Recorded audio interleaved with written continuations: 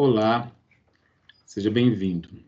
Estou aqui para apresentar a aula de pesquisa operacional, simulação, na data de 20 de novembro de 2020.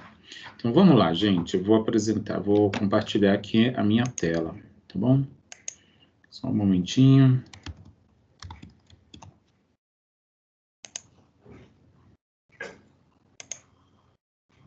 Pronto.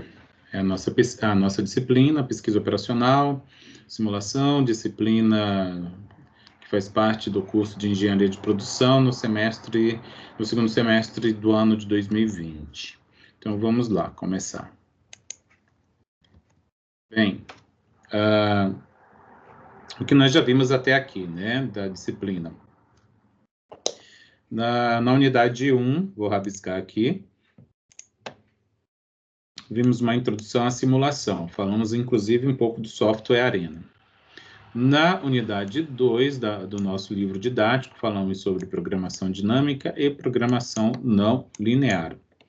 Na unidade 3, falamos sobre cadeia de Markov, teoria de filas e método de Monte Carlo.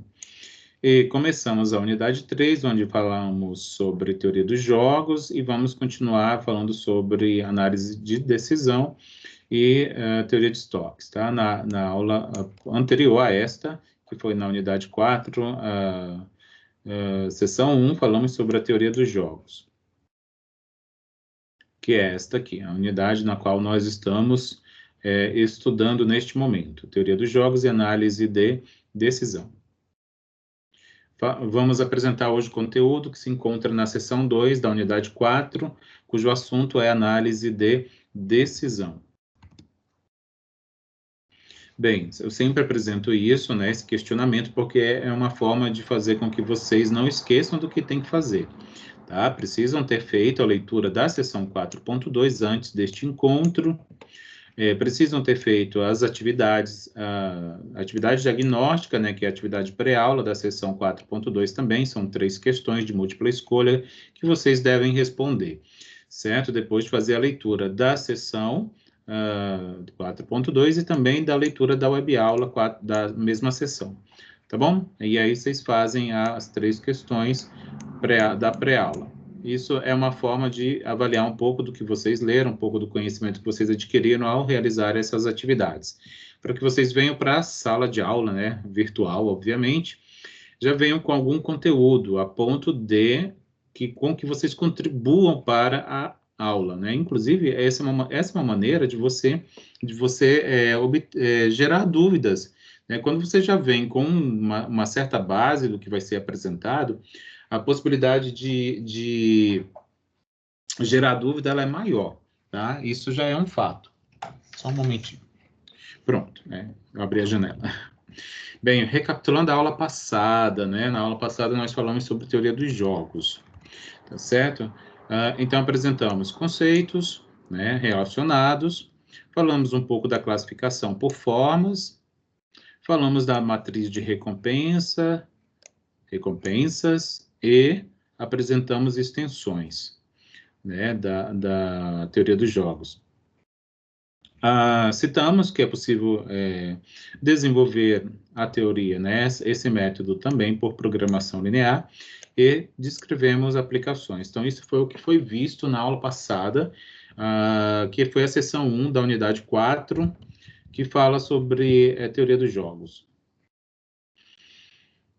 Bem, esse é o assunto de hoje. Vamos iniciar, então, falando sobre análise de decisão, e aqui eu apresento o conceito, tá? O conceito de análise de decisão.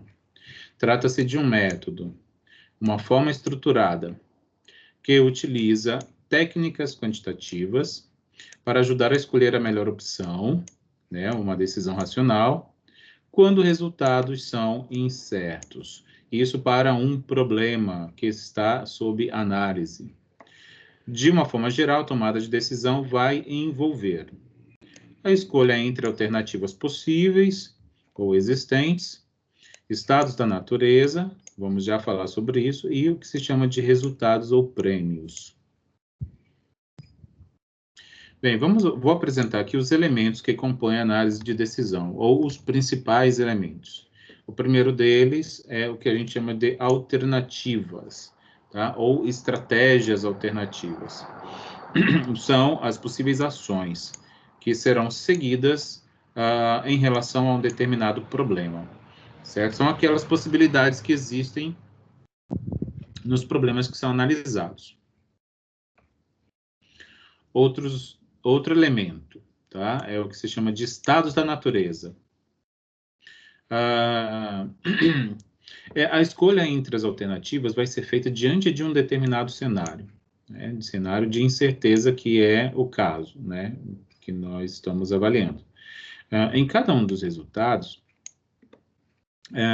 isso vai ser, ele será afetado, os resultados serão afetados por fatores aleatórios e também incontroláveis, né? Incontroláveis por quem está tomando a decisão, por quem está encabeçando a resolução do problema, tá? Esses fatores ditos aleatórios, eles determinam qual situação vai ser encontrada no momento em que a alternativa de decisão for executada, ou seja, a alternativa, né, que vão levar para o que se chama de estados da natureza, tá? Então, são trajetórias que existem, mas que não tem, o tomador de decisão não tem controle, né? É o que ele vai findar sendo tomado por uma série de fatores que vão determinar aquele caminho a ser tomado. E, por fim, o último componente, né, do conjunto de elementos de uma análise de decisão, os principais, temos os resultados, né, que tratam-se das consequências ou da consequência da tomada de decisão, né, da escolha preterida, né, preterida não, escolhida, tá, para uma dada alternativa. Quando ocorrer um determinado estado da natureza. Então, isso vai depender disso, né? Tem uma certa condicionalidade. Para o desenvolvimento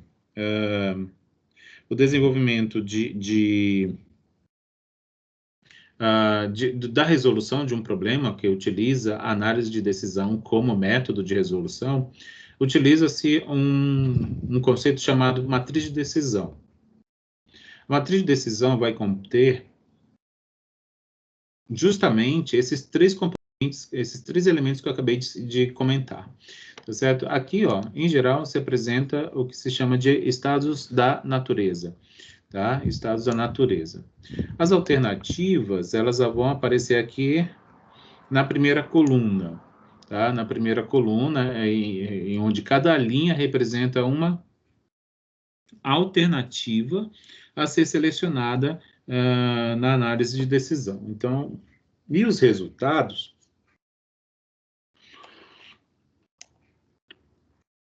ocorrem aqui, tá? Então, aqui dentro tem os possíveis resultados que vão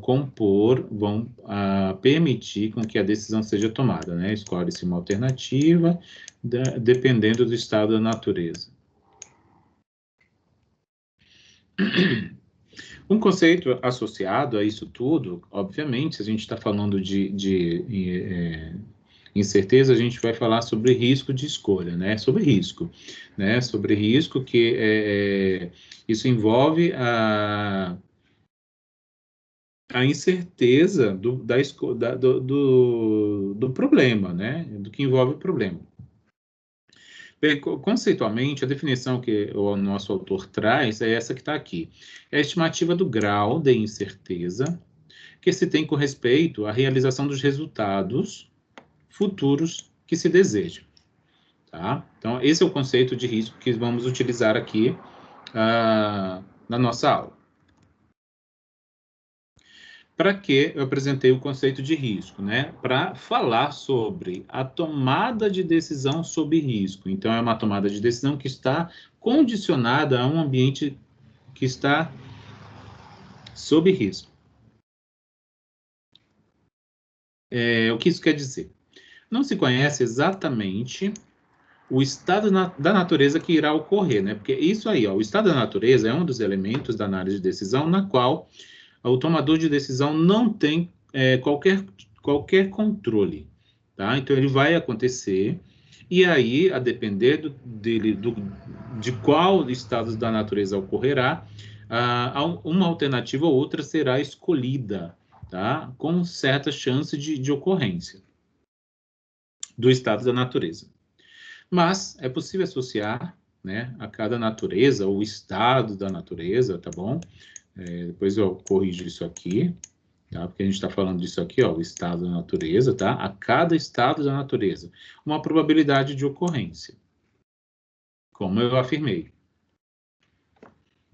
A probabilidade de ocorrência, ela pode ser atribuída de forma objetiva, por conhecimentos históricos, né? Tem informações, dados históricos armazenados, dados do passado.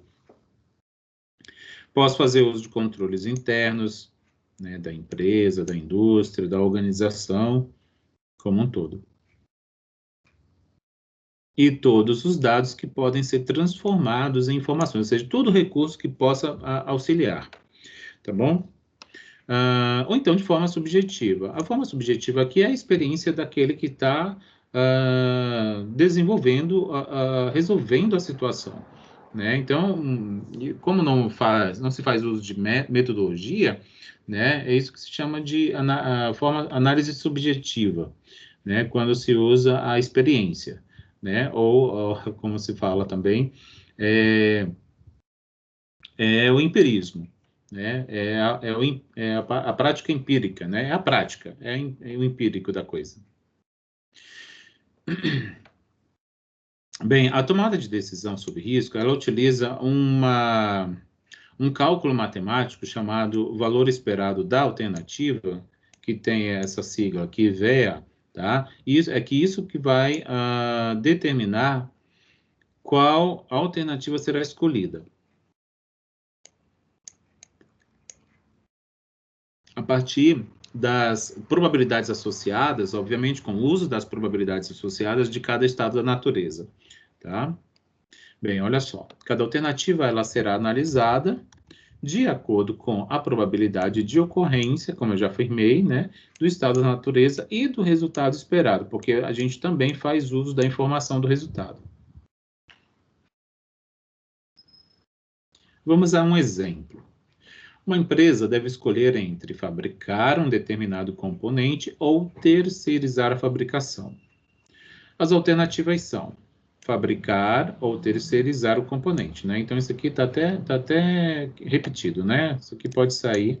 Então, antes de eu passar para vocês, eu retiro isso. A fabricação do componente envolve investimento para aumentar a capacidade de produção.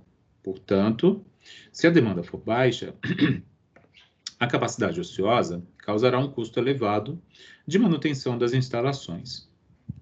Houve um levantamento entre os dados e conseguiu-se estimar a probabilidade para cada situação e os lucros gerados em milhares de reais, segundo cada demanda, como está ilustrado na tabela 4.15, que foi extraída do livro texto, tá bom? Então, essa tabela 4.15 é uma tabela que está no nosso livro didático, que está replicada aqui.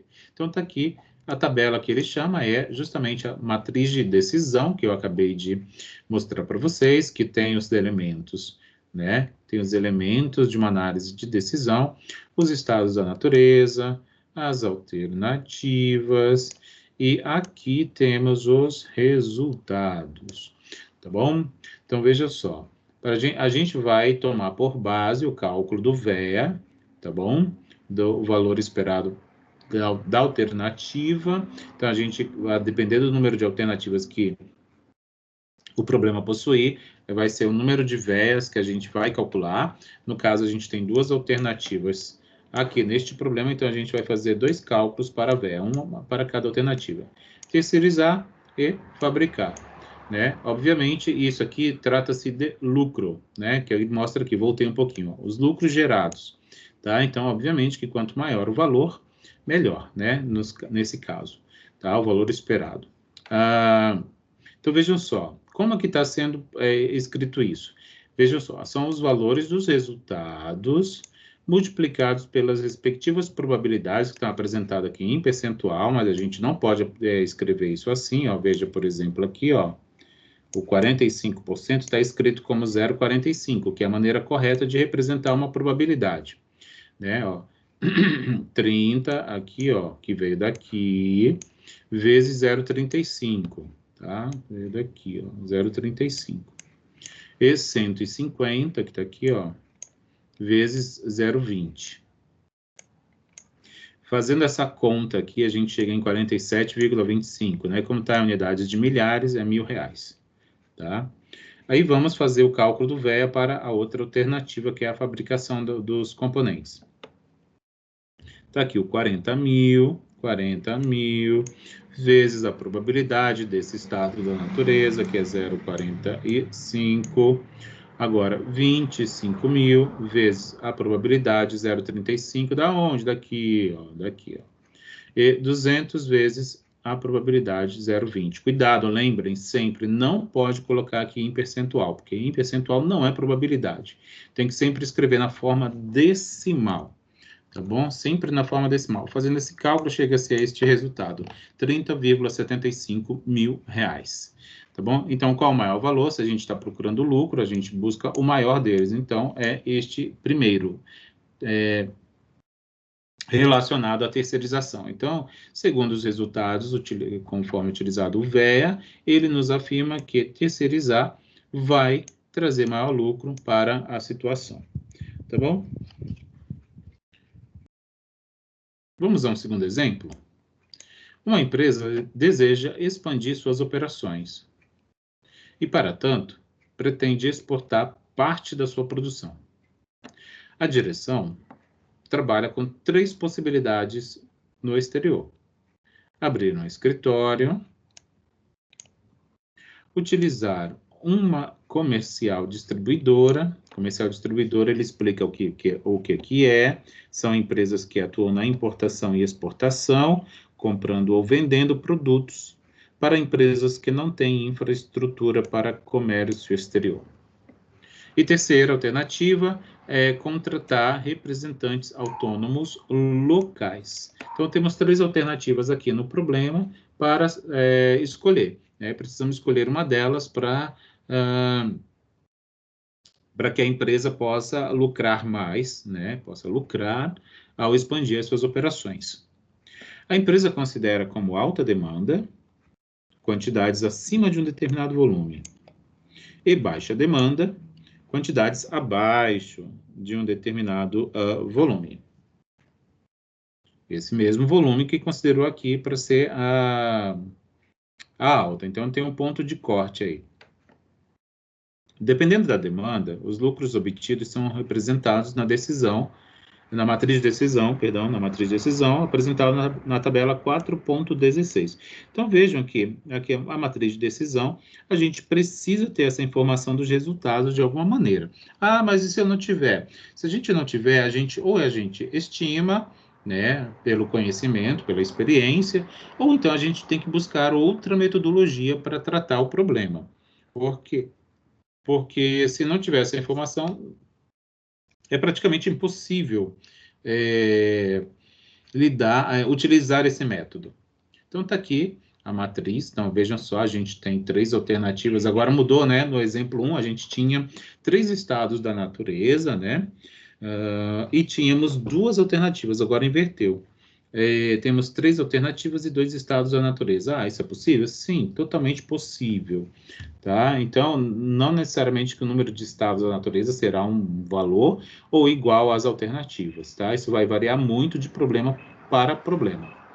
Bem, até aqui o que a gente tem de conhecimento metodológico que nos permite tomar uma decisão é o valor esperado da alternativa, então é ele que nós vamos utilizar para calcular o valor para cada alternativa do problema, tá? Para cada alternativa do problema. Então, vamos lá. Lembra lá que é o VEA, são o resultado multiplicado pela probabilidade do estado da natureza. Então, lembrando, não pode escrever em percentual, gente, olha aqui. Representa na forma decimal, que é a forma apropriada de escrever uma probabilidade. Então, é 200 vezes 0,35 mais, ó, que para a alternativa distribuidor, tá? Para a alternativa distribuidor. 70 vezes 0,65. Tá aqui, ó, 70 vezes 0,65. Então, faz esse produto, depois soma, chega nesse resultado aqui, 115,50. Vamos calcular o valor esperado de alternativa para a outra alternativa, que é o de abrir escritório. Então, vamos usar os valores que a linha nos fornece, né? 300 e menos 45. Percebe? Quando tiver um valor aqui negativo, isso representa uma perda, tá? Isso representa uma perda monetária. Então, tá vendo uma perda aqui quando tiver baixa demanda. Então, vamos lá. Não esqueçam de considerar este sinal, tá? Esse sinal precisa ser considerado no cálculo, olha ele aqui. Então, vamos aqui, 300 vezes 0,35, tá aqui. Menos 45 vezes 0,65. Isso resulta em 75,75. Temos que calcular agora a alternativa para os representantes, a última, né, do problema. Então, é 180 vezes 0,35, que está aqui, ó. 25 vezes 0,65, que está aqui. Soma isso e chega em 79,25. Então, veja bem, esses dados que estão aqui contidos como resultados, eles são lucros em milhares de reais. Obviamente, então, se é lucro, né, se fosse custo, a gente ia escolher o menor. Mas como é lucro, a gente escolhe o maior resultado. Então, o maior resultado ocorre aqui. Então, pelos resultados obtidos pelo valor esperado de alternativa, a escolha de um distribuidor é o que traria o melhor cenário para aquela empresa. Vamos falar um pouquinho da análise de sensibilidade, tá? Análise de sensibilidade para a regra de decisão, a tomada de decisão, né? Sob risco, que também é conhecida como regra de decisão de Bayes, tá? Eu esqueci de comentar isso, mas é também conhecida como regra de decisão de Bayes. Por isso, vamos continuar aqui no exemplo 2. Vamos considerar que esse negócio, ele é novo. Então, não se tem informações passadas ou históricas, tá? Sobre o negócio. Ou seja, é completamente inédito tudo que se faz, né? Então, está se construindo uma história para aquela empresa ainda. Então, não se tem informação de passado ou guardada. Veja bem, a diretoria da empresa está insegura com as probabilidades levantadas, né? Que foram aquelas que a gente acabou de utilizar, 0,35 para alta demanda e 0,65 para baixa demanda. E aí a diretoria, né, olhou para os resultados, de repente ficou insegura de utilizar aquilo para fazer tomada de decisão, então decidiu investigar um pouco mais, a partir de uma análise de sensibilidade. Então a empresa deseja analisar o que vai acontecer com os resultados se houver variação nos valores de probabilidades, né, relacionados aos estados da natureza que representa o status da demanda, baixa ou alta. Então, veja só, vamos chamar de probabilidade P, né, que é um valor P de probabilidade, que é um valor genérico, tá bom? Porque é isso que ele quer avaliar, segundo o cenário de variação, a probabilidade de que a demanda seja alta, né? Então, o P vai ser relacionado com esse estado da natureza. E de 1 menos P, a probabilidade de se ter uma baixa demanda. E aí, a gente vai calcular alternativa para cada um dos estados da natureza, ou seja, 2, né? E na realidade, para as alternativas, perdão, são 3, que é a escolha de um distribuidor, abrir um escritório, então, contratar representantes. Isso tudo em função de P, que é essa probabilidade que a gente desconhece, até o momento que ela está variável, né? Então, lembra lá dos dados, né? A gente tinha lá os valores, né, de lucro, né, para uma alta demanda, para uma baixa demanda, né? Lembra que o P é para alta demanda, está aqui dizendo, para essa alternativa aqui de se utilizar um distribuidor. Então, a gente chega, né, se a gente faz essa operação, ó, 200 vezes P e 70 vezes 1 menos P, a gente chega nessa expressão matemática aqui, ó, numa função de P, né, 130P mais 70. E aí, Se a gente escolhe a alternativa de abrir o escritório, a gente vai utilizar o lucro, né, quando se tem alta demanda nessa situação, e a perda quando se tem baixa demanda também nessa situação, né, multiplicado por 1 menos P. Fazendo essa conta, a gente chega nessa função, nessa expressão, 345P menos 45. Se escolhermos a alternativa de contratar representantes, mesma coisa, né? O lucro para alta demanda, o lucro para baixa demanda, multiplicado pelas respectivas probabilidades de ocorrência. Chega-se a esta expressão, 155P mais 25. Trouxe esses valores novamente para cá e mostro isso numa forma gráfica. Como que eu fiz isso? Como que faz isso, professor? Bem, esse gráfico, eu não fiz, eu copiei e recortei do livro, mas ele é muito simples de fazer. Basta ir lá no Excel, por exemplo, tá? Por exemplo, e atribuir valores aqui, ó, faixas de valores para P, tá bom? Com valores variando de 0 até 1, né? Que é onde existe uma probabilidade, né? Onde existe uma probabilidade, até 1, e substituir aqui. E aí a gente vai construir retas, porque essas funções aqui não são funções de primeiro grau, são funções de primeiro grau. E aí o gráfico de uma função de primeiro grau é uma reta. Então tem aqui 3 retas, porque é uma reta para cada alternativa. Tá bom? Então, olha só, alternativa distribuidor, tá aqui, ó, distribuidor que começa aqui, quando o P é 0, ó, quando o P é 0, esse termo aqui soma, então fica 70, por isso que começa aqui no 70. Alternativa abrir escritório, tá aqui, olha, quando o P é 0, começa lá no menos 45, ó, é menos 45, na realidade tá até meio errado aqui, né, menos 45. Representante, ó, quando o P é 0, começa no 25, né? Então tá aqui mais ou menos. Ele chama de revendedor, mas é o representante, é a mesma coisa. Perceba que essas retas, elas se cruzam em algum determinado valor de probabilidade, né? Por exemplo, aqui entre o distribuidor e abrir escritório, a gente pode traçar uma reta paralela aqui ao eixo vertical e a gente vai chegar em algum valor de probabilidade. Obviamente que não está muito reto, mas entre 0,5 e 0,6, mais ou menos. Observando esse gráfico, podemos ver que até o ponto A é esse que está aqui, tá? É a interseção. Tá? É a interseção entre a expressão da alternativa de distribuidor e de abrir escritório. Por que eu estou olhando para esse ponto? Porque parece ser o melhor cenário, né? É o que dá aqui, ó, os valores de lucro. No eixo vertical eu tenho valores para lucro. E aí, né, obviamente que isso vai para o infinito, mas a gente também não pode ir, assim, explodir o negócio, né? A gente tem que ir considerando coisas razoáveis. Vamos olhar aqui para esse ponto, né, onde há um cruzamento, né, para saber, para encontrar um valor para P, por exemplo, esse P que está aí, né, que aparentemente, né, lembra lá naquela primeira situação, no exemplo 1, onde depois de fazer a avaliação, chegava-se à conclusão que a escolha de ter distribuidor era a melhor alternativa. Então, né, graficamente, isso está correspondendo, olha só. Percebe que a reta do distribuidor ela está acima das outras duas nesse intervalo aqui, né? Até o ponto A, né? Desde o 0 até o ponto A, o melhor cenário é a escolha de distribuidor, porque ela é a reta que está superior às outras duas. Mas quando chega aqui nesse ponto, há um cruzamento e uma inversão de cenário, né? Por quê? Porque a reta para abrir o escritório aqui, ó, da alternativa abrir escritório, ela fica superior, ou seja, acima do distribuidor.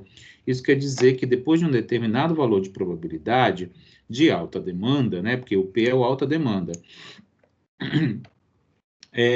O cenário, né, o método diz que a abertura de escritório passa a ser a melhor alternativa, tá?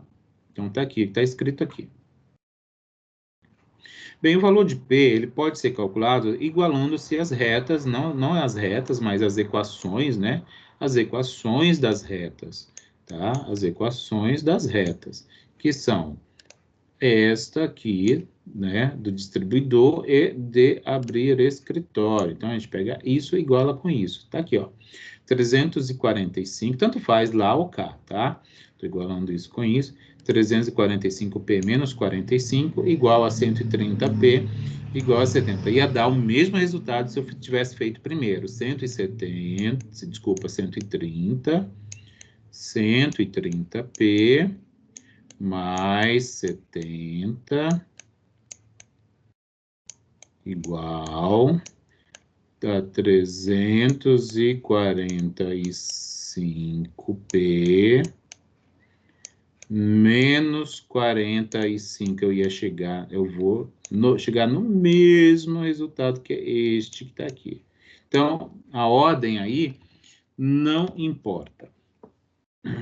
Então, o que a gente faz aqui? A gente isola P. Foi o que eu fiz, isolei P. Tudo que tinha P, trouxe para um lado, tudo que é constante, eu mudei para o outro lado. É que nem uma equação de X, tá? Ah, só tem X, vamos isolar X, para achar o valor de X. Aqui é P. Só tem P, né? Uma incógnita, então é uma equação com uma incógnita. A gente vai, então, isolar P. E aí chega nesse resultado, 0,535. Então, esse ponto aqui, ó, de interseção entre a alternativa do distribuidor e de abrir o escritório é para um P igual a 0,535. Beleza, então achei o valor de P, que é a probabilidade de alta demanda, né, para esse problema aí. Concluímos, então, que o P é entre 0 e 535, né, a melhor alternativa é a escolha de um distribuidor. Então, daqui até lá no ponto A, né, é um ponto A exclusivo, né, então, ó, não inclui. Para um ponto P igual a 0,535 é indiferente. Posso escolher tanto o uso da alternativa de utilizar distribuidor ou de abrir escritório, né? Porque são iguais, são dois pontos, as retas têm a mesma coordenada, então tanto faz. Para um valor, na realidade aqui, ó, é 0,535, então precisa corrigir. Acima de 0,535, né? Até o menor ou igual a 1, a melhor alternativa muda, né? Passa a ser aquela de abertura de escritório, que é essa aqui, ó, que graficamente a reta fica acima de todas as outras. Certo? Então, é isso aí. Vamos falar agora um pouco sobre outro ponto, tá? Da análise de decisão, que é a tomada de decisão com experimentação, tá? Isso tudo que a gente fez até agora foi análise de decisão sem experimentação, apesar de a gente ter feito uma análise de sensibilidade, que de certa forma já passa a ser uma análise com experimentação, né? Em certo grau, mas agora a gente vai fazer uso de experimentação, ou seja, vai incluir algumas metodologias para se tomar a decisão a partir de uma análise de decisão. Então, vamos lá. Quando as probabilidades utilizadas são questionadas, inclusive foi o que aconteceu, por isso que a gente foi fazer uma análise de sensibilidade, tá certo? A gente faz uso de análise com experimentação. Quando as probabilidades são questionadas, precisam de experimentação. Testes adicionais, então, para melhorar essas estimativas, são realizados, né? Estimativas das probabilidades. Certo? E essas probabilidades que são inicialmente consideradas são as chamadas probabilidades a priori. Essas probabilidades que são melhoradas ou revisadas, tá bom? São consideradas, são chamadas de probabilidades a posteriori ou probabilidades revisadas. Opa, tem aqui um slide repetido, ó. Preciso apagá-lo, tá? Então, esse aqui a gente já viu, então ele vai ser desconsiderado. Bem, vamos para um exemplo, tá bom? Vamos para um exemplo. Então, vamos lá. É o exemplo 2 novamente. A empresa deseja expandir suas operações, né? Estou repetindo e vou ler novamente. E, para tanto, pretende exportar parte de sua produção. A direção trabalha com 3 possibilidades de expandir para o exterior, né? Abrir o escritório, utilizar uma distribuidora ou contratar representantes autônomos locais lá no exterior onde ela quer se instalar. A empresa considera como alta demanda quantidades acima de um determinado volume e baixa demanda quantidades abaixo desse determinado volume. Então, tem um ponto de corte aí que divide a demanda como alta ou baixa, né? E dependendo dessa demanda, né, que serão as alternativas, desculpa, não as alternativas, mas os estados da natureza, os lucros serão obtidos em determinado patamar, né? Mostrados aqui na tabela que eu estou replicando, né? Eu estou replicando, tá bom? Então, inicialmente, que essa tabela é a mesma que foi utilizada lá no exemplo 2, tá certo? Lembra que tinham essas probabilidades de 0,35 e 0,65 para alta demanda e baixa demanda, respectivamente, tá bom? Elas são chamadas, essas probabilidades aí, de probabilidades a priori, ou seja, são aquelas probabilidades consideradas inicialmente para a resolução do problema. Então, imaginemos que a empresa decidiu fazer uma pesquisa de mercado no país, né? Então, no país onde ela está instalada.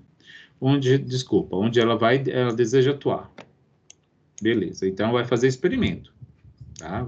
Isso que é o experimento, uma experiência. Digamos ainda que a pesquisa mostrou um cenário favorável com um mercado em expansão, tá? Com um mercado em expansão. Beleza.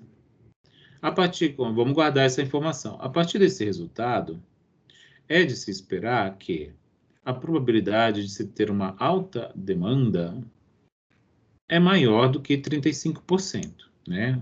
A chance, na realidade, né? A chance. Imaginados inicialmente. A pergunta a ser respondida, então, será: qual a nova probabilidade de uma alta demanda? Então, é isso que a gente quer descobrir, né? O cenário que a gente tem é esse que está aqui, que eu estou replicando, né? Estou repetindo. Então, beleza. Então, vamos considerar aqui algumas siglas, algumas simbologias para que a gente possa dar continuidade a esse procedimento. Vamos considerar como AD a obtenção de uma alta demanda, BD a obtenção de baixa demanda lá no cenário, né? Existente. Vamos considerar como PF a sigla que representa a pesquisa de mercado favorável. Vamos considerar como PD a pesquisa de mercado desfavorável. E aí a gente começa a fazer simbologia notações para a probabilidades. Então, isso aqui, ó, a probabilidade de AD barra PF representa a probabilidade de alta demanda em um cenário favorável, né, encontrado na pesquisa. Essa aqui representa a probabilidade de baixa demanda em um cenário favorável, né, encontrado pela pesquisa. Então, perceba, a gente vai ter 4 situações, né? Alta demanda, favorável ou não, baixa demanda, favorável ou não. Então, isso nos fornece 4 cenários, que é o que está aqui. Alta demanda, pesquisa desfavorável. E baixa demanda, pesquisa desfavorável também. Então, para isso, a gente vai fazer uso do teorema de Bayes, ou a lei de Bayes, como chama o nosso autor do livro. Né? Lembra lá, vocês já viram isso em algum momento da trajetória de vocês no curso. Então, a probabilidade, por exemplo, de alta demanda sob um cenário favorável, ela é dada por essa expressão aqui, tá? Por essa expressão aqui. Isso aqui é uma fórmula. Então, é a interseção entre os dois, ó, interseção em alta demanda e probabilidade favorável, e embaixo é apenas a probabilidade favorável. Mas, vale lembrar que a probabilidade de cenário favorável ela pode ocorrer tanto para alta demanda quanto para baixa demanda. Então, por isso, a gente desmembra, né, pelo teorema da probabilidade total desta maneira. E aí eu desmembro aqui ainda cada uma desses termos da soma para a probabilidade favorável, desta maneira aqui também considerando o teorema de Bayes, a lei de Bayes. Então, a probabilidade de pesquisa favorável, dado que foi uma alta demanda que ocorreu, é dada por essa fórmula aqui, essa razão entre probabilidades, né, da interseção entre os dois, ó, então PF interseção com AD, e embaixo a probabilidade de AD, de alta demanda. Isso aqui a gente tem, pelo menos lá do começo a gente tem, né? E esse outro termo que está aqui, ó, PF barra BD, está aqui, ó. Então a gente vai desmembrar isso nessa fórmula, nessa razão entre probabilidades, a interseção entre os dois está aqui, ó, PF interseção BD e só o BD aqui embaixo, tá bom? A gente pode fazer uma manipulação, tá? A gente pode fazer uma manipulação da seguinte maneira, ó, pegar esse termo e trazer aqui, multiplicando, aí a gente vai ter que isso daqui, que é o que está aqui, vai ser igual a esse produto. Da mesma maneira, para esse termo aqui, ó, eu peguei esse P de baixa demanda, trouxe para cá, multiplico, ó, quem está do outro lado, a gente vai ter esse termo aqui isolado, apresentado aqui, certo? Então, beleza. Então, eu trouxe isso para cá de novo, ó, o que a gente acabou de fazer, que eu fiz ali. Vamos supor, então, a gente vai apresentar cenários. Então, a gente não está fazendo experimentação, experiência, experimentos. Então, é isso. A gente é que nem na análise lá de sensibilidade, né? Por isso que eu disse que a análise de sensibilidade, de certa maneira, é uma análise, de uma tomada de decisão com experimentação. Beleza, vamos considerar isso então. Então, olha só, esse cálculo que está aqui, ó, esse primeiro, ele está apresentado aqui. Agora, considerando essa informação que eu estou levando em conta, né? Ó, probabilidade de pesquisa favorável e uma alta demanda, a gente vai utilizar para calcular essa probabilidade que eu quero, essa possibilidade aqui, considerando essa probabilidade aqui, né? Tá? Então, é um chute. É um chute ou é um conhecimento que eu tenho? De alguma maneira, eu estou usando esse valor com base em algum conhecimento que eu tenho, tá? Algum conhecimento que eu tenho. Da mesma maneira, então tá aqui o cálculo, ó. Tá aqui, ó, esse cálculo aqui, ó, usando 0,8. 0,35, lembra que a gente tinha lá a probabilidade de alta demanda, inclusive eu citei agora há pouco? 0,35 estou trazendo lá do exemplo 1 e exemplo 2. Esse cálculo é 0,28. Guarda essa informação. Agora eu vou calcular a probabilidade desse cenário aqui, ó, da pesquisa ser favorável, mas a demanda é baixa. Tá? Eu já mostrei como a gente chegou aqui. Vou considerar que essa situação, ó, de pesquisa favorável, dado que a demanda é baixa, tem essa probabilidade. E essa informação eu vou usar para cá, né? Que, consequentemente, vem para cá. Tá bom? 0,65 eu trouxe lá do problema 1 e do problema 2. Do exemplo 1 e exemplo 2, que é uma informação que a gente tinha. A probabilidade baixa, do estado da natureza de baixa demanda era 0,65. Fazendo esse produto aqui, ó, 0,65 por 0,1, a gente chega nesse resultado. 0,065, vamos precisar dessas duas informações. Porque a gente ainda não chegou onde queria, né? Na probabilidade de alta demanda, né? Partimos aqui, dado que a pesquisa é favorável, né? E uma probabilidade de baixa demanda também, numa pesquisa favorável, por exemplo. Então, tá lá, trouxe esses valores, ó, repetindo, estou repetindo. Então, a gente pode agora calcular a probabilidade de pesquisa favorável, né? Porque a gente vai ter esse valor e vai ter esse, que estão aqui, ó, e a gente vai somar.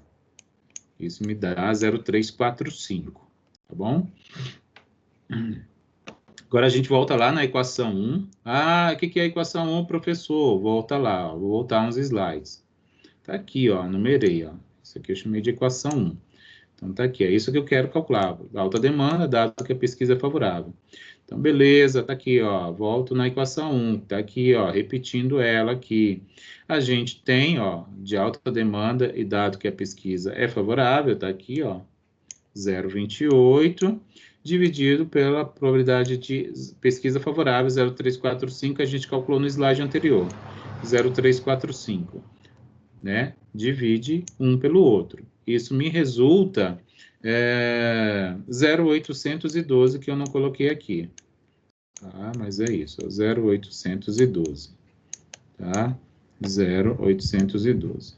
Então, já tenho a probabilidade de uma alta demanda, dado que a pesquisa foi favorável, mas eu posso calcular também a probabilidade de baixa demanda, também considerando a pesquisa favorável. Basta fazer pelo complementar, que é 1 menos esse resultado, que está aqui, ó. Tcharam, né? 1 menos isso é 0,188. Então, a gente tem as probabilidades agora revisadas, né? Então, são probabilidades revisadas, considerando a informação da pesquisa, né? Estou levando em conta uma informação a mais aí, né? Então, isso pode ser que isso tenha melhorado esse resultado, tá bom? Então, vamos lá usar. Agora a gente vai calcular, né, qual a melhor alternativa, considerando essas probabilidades revisadas. Tá bom? Então, vamos lá. 81,2, 18, ele está usando em percentual, gente. Está aqui, ó, vou voltar. 81,2 se multiplicar por 100, 18,8 se multiplicar por 100. É só uma forma de apresentar aqui na tabela da matriz de decisão. Temos lá, considerando, né, 3 alternativas, né, que foram mostradas. Distribuidor, abrir escritório e representantes, com esses lucros e perdas. Também, isso aqui não muda.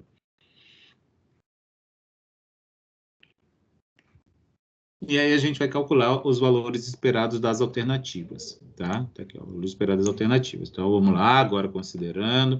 Lembra que isso sempre é em número, em formato decimal, porque é como se representa uma probabilidade de fato. Então, é 200 vezes 0,812 mais 70 vezes 0,188. Isso me resulta neste valor. Isso aqui é um valor monetário, porque a gente tem lucros aqui, ó, em milhares de reais. Então, é 175,56.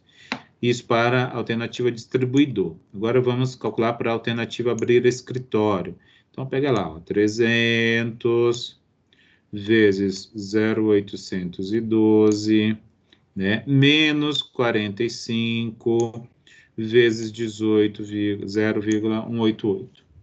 Fazendo essa conta aqui, né, porque a gente faz o produto e soma, a gente vai ter 235,14. E a última alternativa, que é o uso de contrato de representantes, né, 180, 0,812, 25, 0,188. 150,86. Tá? Aí a gente avalia esses resultados, escolhe o maior, porque a gente está lidando com lucro, né? Se fosse custo, escolheria o menor, e chega a essa conclusão, né? De que a alternativa de abrir escritório, então, a partir dessa revisão das probabilidades de estados da natureza, é a melhor alternativa para a empresa lucrar mais. Temos esse recurso aqui também, chamado árvore de decisão, né? É um recurso gráfico que é bastante utilizado não só na análise de decisão, mas em uma série de outros métodos ou conteúdos de análise quantitativa, né? Porque ele é muito intuitivo. Tá? É uma representação gráfica dos problemas de decisão sob risco.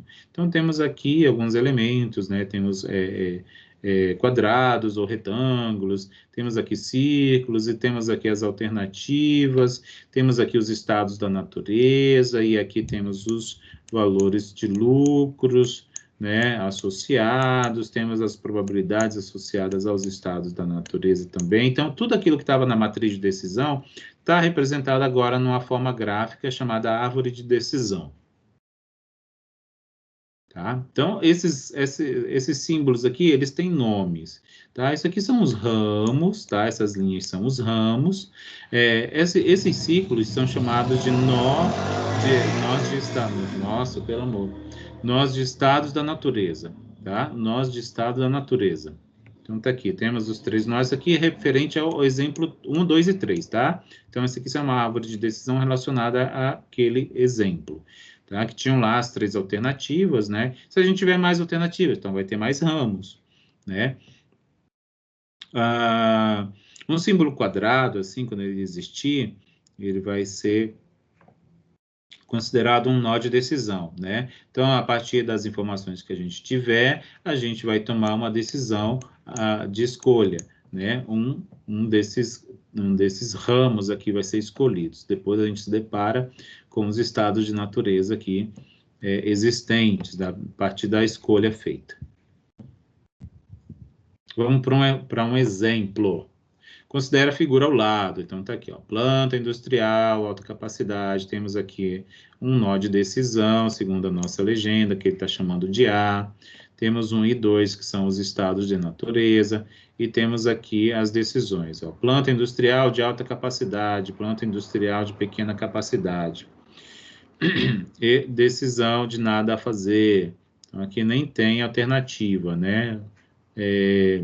Estado da natureza, porque se decidir vir por aqui, não vai encontrar cenários de estados da natureza. Tem lá também, ó, se escolher se tomar a decisão de planta, aqui é um problema de instalações, tá? Instalações industriais, tá? Se querendo ampliar os negócios, tá bom? E aí decide se fazer um estudo para saber se vale a pena aumentar a planta ou criar uma planta nova, ou de alta capacidade, ou uma de pequena capacidade, tá bom? E aí tem aqui os estados da natureza, considerando demanda favorável e desfavorável, com essas respectivas chances, né? 50%, 50%. E aqui alguns valores monetários. O que ele quer? Os valores monetários esperados, né? Que são os VMEs, em reais para as alternativas 1 e 2, apresentados aqui no problema de forma gráfica, a partir de uma árvore de decisão, são respectivamente. Aí tem as alternativas, esse aqui é um exercício que eu tirei do nosso livro didático, tá bom? Então, ele dá as alternativas aqui, 20 mil e 10 mil, respectivamente, né? Então, para essa alternativa e para essa, né, ele faz o cálculo, e aí por isso que a gente sempre vai ter dois valores, para 1 e para 2, alternativa 1 e 2, temos lá 20 mil e 10 mil, 10 mil e 5 mil, 5 mil e 5 mil, 5 mil e 2.500, 2.500, 2.500. Então, isso a gente vai calcular para saber qual é a alternativa correta, tá? Então, a alternativa para o 1, tá? A decisão 1, tá aqui. Então, a gente pega o quê? Pega os valores, né, de resultados, multiplica por suas respectivas probabilidades. Então, por isso que é 20 mil vezes 50% é igual a 0,5, tá aqui, ó. O outro, menos 15 mil, então tem uma perda quando tem demanda desfavorável, com essa probabilidade de 0,5, então mais menos 15 mil vezes 0,5. Isso me resulta em 2.500. Então, temos lá o VME, o valor monetário esperado para a alternativa 1, se for escolhido uma planta, né, no planejamento de aumento de capacidade, né, de uma indústria, por exemplo, né, se escolher uma planta de alta capacidade, vai ter esse VME aqui para um determinado período. A segunda alternativa utiliza-se as mesmas informações, as informações aqui da árvore de decisão, 10 mil vezes 0,5, tá aqui, ó, 10 mil vezes 0,5. Aqui também tem uma perda quando tem demanda desfavorável, que é de menos 5 mil, que está aqui, multiplicado pela respectiva probabilidade desse estado da natureza, que é 0,5. Então, essa conta resulta em 2.500. Então, alternativa 1 com um VME de 2.500, alternativa 2 com VME também de 2.500. Portanto, a alternativa correta é a letra E. Letra E, tá bom? Vamos continuar aqui. Exemplo 5. Vamos para um outro exemplo que eu também retirei do nosso livro didático. Tá certo? Então, olha lá. Uma companhia manufatureira de roupas precisou tornar as seguintes... Gente, só um pouquinho. Só um pouquinho.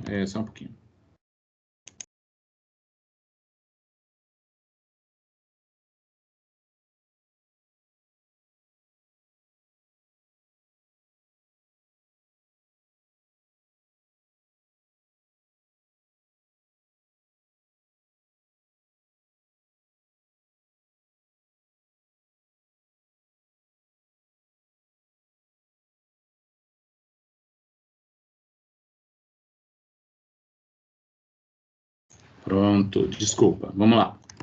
Então, olha só, exemplo 5, vamos continuar aqui, ó. Diz o seguinte: uma companhia manufatureira de roupas precisou tornar as seguintes decisões em sua estratégia de mercado. Tá aqui, ó, as duas alternativas, tá? Então, a tabela, a matriz de decisão, ela está representada aqui de uma forma mais simples, né? Mas não mudou, tá? Aqui são as alternativas e aqui são os estados da natureza e aqui são os resultados, né? Então, vamos lá. Comprar camisas de terceiro, que é isso aqui, ou então fabricá-las, que ele chama de manufaturar. Foi elaborada uma matriz de decisão, reproduzida ao lado, tá aqui, na qual o lucro é apresentado em milhares de reais. Então, o que está dentro aqui, que são os resultados, são lucros dados em reais. Observando-se a primeira linha da tabela, ou seja, com respeito à alternativa de comprar, verifique se os eventos relacionados demandam a próxima coleção e as respectivas probabilidades. Não, desculpa, a primeira linha está aqui, ó, de demanda, tá? De demanda. Nas demais linhas, encontram-se os valores de lucros relacionados à compra ou manufatura das camisas. Aí tem uma pergunta aqui, para esse exemplo. Utilizando-se a regra de decisão de Bayes, né, que é o uso do cálculo do VME, né, o valor monetário esperado, qual a possibilidade geraria o maior lucro? Né, a possibilidade entenda aqui como alternativa, né? Tem duas alternativas. Qual das duas vai fornecer o maior lucro? É isso que ele quer saber. Então, tem as alternativas aqui, ó. Comprar as camisas com lucro esperado de 54 mil, ou seja, comprar, que ele está dizendo, letra B. Comprar as camisas com lucro esperado de 240 mil, comprar também, ele está dizendo que o VME é esse valor. Manufaturar as camisas com lucro esperado de 33 mil, então ele está dizendo que é a segunda com um determinado valor de VME. Manufaturar as camisas com lucro esperado de 210 mil, então também a segunda com o valor. E, por fim, manufaturar as camisas com o valor esperado de 93 mil. Vamos ver qual é a alternativa correta. Então, vamos calcular o VME para cada alternativa. O VME para cada alternativa. Vamos calcular o VME para a alternativa comprar, né? Considerando essas demandas aqui, né? Demanda baixa, demanda média, demanda alta, com essas respectivas probabilidades de ocorrência de estados da natureza. Então, para a alternativa comprar, então pegamos os valores de lucros, 10 e 10, vezes a probabilidade, 0,5, ó, 0,5, 30, 30, vezes 0,3, vezes 0,3, e 200, 200 vezes 0,2, vezes 0,2. E a gente chega no VME de 54. Isso para a alternativa comprar, né? Isso aqui em milhares, né, de reais. Mas vamos calcular a segunda, né? A alternativa para a possibilidade de fabricar. Com as informações da matriz de decisão, ó, menos 40 vezes 0,5, 10 positivo, tá aqui, vezes 0,3, vezes 0,3, 250 vezes 0,2, 250 vezes 0,2. Isso me dá um valor de 33 mil, né, VME. Então, vamos olhar aqui. Manufaturar as camisas com 33 mil, o maior está aqui, né? Ó, qual que geraria o maior lucro? Então, a gente já nem olha para esse aqui, ó, manufaturar, né? A gente nem olha. Comprar com 54. Então, ó, é comprar. Então, essas alternativas de manufaturar a gente já esquece. Só teria alternativa A ou B, né? Mas, segundo o cálculo do VME que a gente fez, é de 54 mil, então a alternativa correta é a letra A. Ok? E é isso, gente. Essa sessão ela foi bem legalzinha, assim, eu gostei de ler. Tem bastante coisa, então pode procurar a bibliografia, que eu vou mostrar aqui já já para vocês, tá bom? O livro do Moreira, ele é bem legal, ele é bem didático, bem fácil de ler. Vamos recapitular, então, o que a gente viu até aqui, tá? Falamos sobre análise de decisão, né? Apresentamos a definição e os elementos. Falamos sobre matriz de decisão, que é um recurso muito utilizado na teoria da análise de decisão. Falamos sobre a regra de Bayes, que é justamente isso que nós usamos, né, o VME, com o uso de matriz de decisão. Tomada de decisão sob risco, né, que também está relacionado a isso aí, né, quando você tem probabilidade de ocorrência de estados da natureza. Falamos da análise de sensibilidade, isso quando nós tem certeza sobre essas probabilidades, né, de estados da natureza. Falamos da decisão com experimentação, porque tudo isso que está aqui, ó, é decisão sem experimentação. Mas quando se tem experimentação, é quando a gente vai tentar usar informações externas, né, e para analisar, para verificar como que isso impacta o cenário, tá bom? E falamos, por último, do recurso gráfico chamado análise de decisão, que é, de certa forma, uma outra maneira de representar problemas, tá? de análise de decisão e de substituição da matriz de decisão. Está aqui as referências do nosso livro-texto, e esse aqui é o livro do Moreira, que está disponibilizado para vocês lá na biblioteca virtual. Acessem para complementar essas aulas que eu trago, os slides também que eu disponibilizo para vocês, para que vocês possam consolidar mais ainda o conhecimento de vocês a respeito deste assunto, tá bom? Agora, você já pode fazer a atividade de aprendizagem, que são 3 questões de múltipla escolha, que é o pós-aula, desta sessão que eu acabei de apresentar, que é o pós-aula. Pode já fazer a leitura da sessão 4.3, que é é o que vai ser apresentado na semana que vem, nossa última aula do semestre, do livro didático.